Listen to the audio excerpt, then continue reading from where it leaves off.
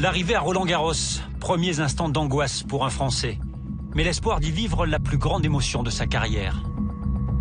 Je me souviens quand je suis rentré sur le court et j'ai vu tout en haut, je me rappelle une banderole, il y avait marqué Thierry champion, on t'aime ou voilà, un truc comme ça.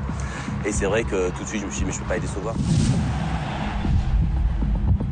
Je pense que les joueurs français et les joueuses, ils veulent pas affronter Roland-Garros. La pression est trop forte, ils ont peur.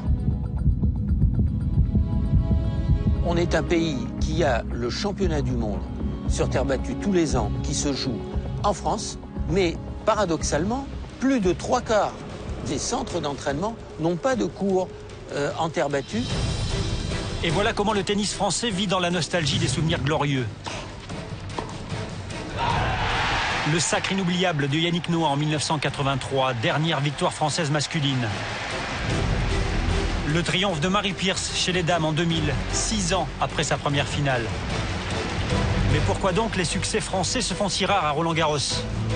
Y aurait-il des solutions pour être enfin maître sur sa terre?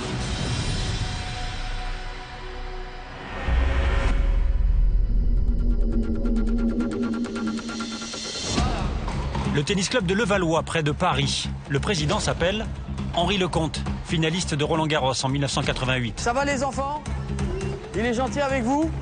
C'est un peu la mort dans l'âme qu'il doit se résoudre à voir jouer ses jeunes élèves sur des cours en dur en hiver. Comme un peu partout en France, son club a subi cette évolution irréversible. Les enfants, c'est l'avenir. Dans notre génération, on pratiquait plus le tennis sur terre battue parce que c'était un peu, c'était notre surface de prédilection.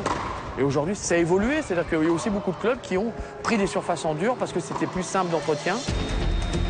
Car voilà à quoi ressemble Roland-Garros pendant l'hiver. Un chantier, des cours au repos, certains bâchés. D'octobre à avril, impossible de jouer sur terre battue en plein air. En fait, le cours a été paillé avant l'hiver pour pas qu'il gèle. Et là, on en a besoin donc la semaine prochaine. Et donc, on enlève la paille. Et ensuite, on va repréparer le cours. On va le retrouver comme on l'a laissé l'année dernière. C'est-à-dire impeccable. C'est donc la grande faiblesse en France à l'âge de la formation. L'insuffisance de cours en terre. 14% seulement contre plus de 80% en Espagne. Le climat plus rude est responsable de cette allergie à la terre battue.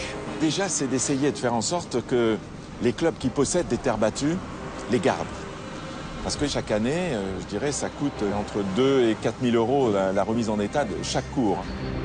Tennis Club de Paris. La solution en hiver, c'est la terre en salle. On retrouve ici l'ancien quart de finaliste de Roland-Garros et ex-entraîneur de Gaël Monfils, Thierry Champion. Il prépare le jeune Alexandre Sidorenko Continue à exagérer. à la saison sur terre. Descends et tourne. Oui, encore. Mais jouer sur terre indoor n'est pas l'exacte réplique du vrai jeu de terre battue. Quand on voit les impacts de balles, on a presque l'impression qu'il y a un peu de dur en dessous là. Si on gratte comme ça, vous voyez là, sur une vraie terre battue extérieure, on va pouvoir enfoncer le pied et on peut l'enfoncer de 5 cm si on veut. Là, on peut y aller, on s'enfoncera jamais quoi. La terre battue en indoor n'est pas la terre battue de Roland-Garros. Et la terre battue, c'est important de considérer qu'il y a deux autres phénomènes. Il y a le soleil qui change, qui varie, et le vent qui est là et qu'on voit bien jouer un rôle très important dans la plupart des tournois de printemps en Europe.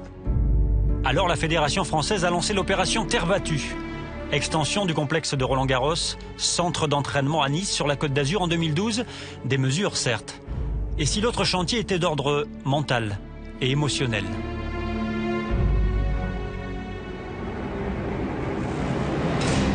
Car le mental d'un Français peut se dissoudre dans l'atmosphère de Roland-Garros. Comment expliquer sinon que même les meilleurs n'aient jamais pu concrétiser à Paris leur valeur sur terre? Le cas d'Amélie Mauresmo est symptomatique. Jamais plus loin que les quarts de finale, trop sensible à cette fameuse pression. Pourtant finaliste en 88, Henri Lecomte a mis du temps pour apprivoiser son public. Son discours d'après-match, cette année-là, reste un chef-d'œuvre d'incompréhension. Je vous remercie le public. Je pense que maintenant, j'espère que vous avez un petit peu compris mon jeu.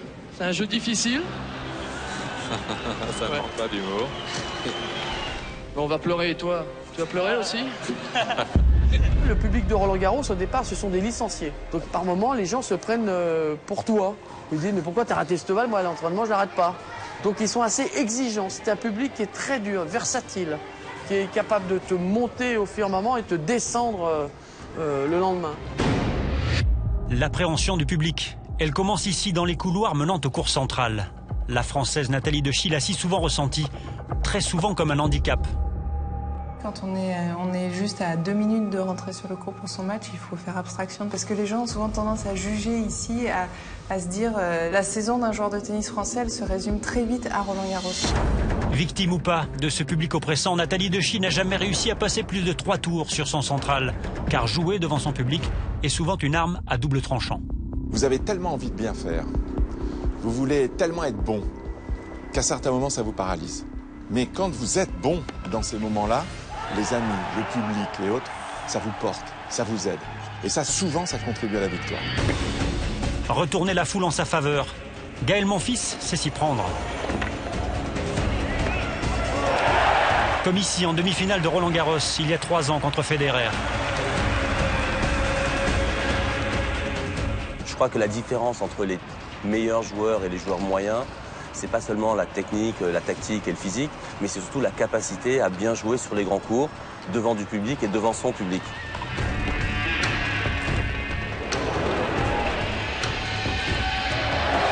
Je crois qu'un Gaël Monfils, s'il est bien dans sa tête, c'est un joueur qui peut un jour espérer gagner Roland-Garros. Dompter le public, aimer la terre malgré l'inculture française. Et si Roland-Garros n'était pas aussi inaccessible ?